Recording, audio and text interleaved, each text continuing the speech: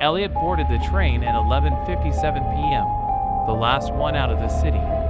He was the only one on the platform, the kind of quiet that made your skin prickle. As the doors slid shut behind him, he felt it, a shift in the air, heavy and raw. Every seat was filled. Men and women sat unnaturally still, their heads tilted just slightly, their faces pale and expressionless.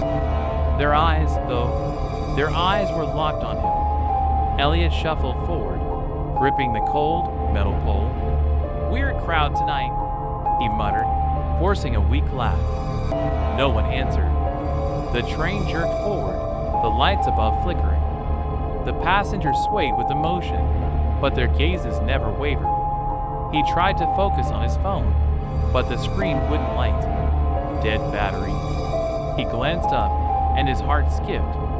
The man in the nearest seat, gray suit, crooked tie, had moved.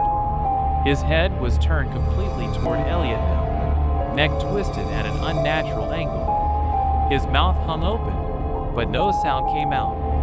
Elliot stumbled back, looking around. All of them were like that now, heads turned toward him, necks bent too far, mouths gaping. The train's fluorescent lights buzzed, bathing them in a sickly green glow. "Hey!" Elliot shouted. "What do you want?" The train slowed. Outside the window, there was no station, just darkness. The door at the end of the car creaked open. A shadow stepped in, tall and skeletal, its eyes gleaming like cold stars.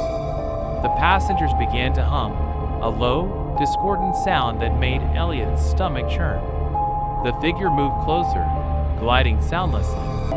Elliot backed into a seat, heart hammering. He reached for the emergency brake, but froze, as he felt cold fingers wrap around his wrist. The train's lights flickered off. The last thing Elliot saw was his own reflection in the window, surrounded by those hollow, staring faces, and he was one of them. The train pulled into the next station, empty once more.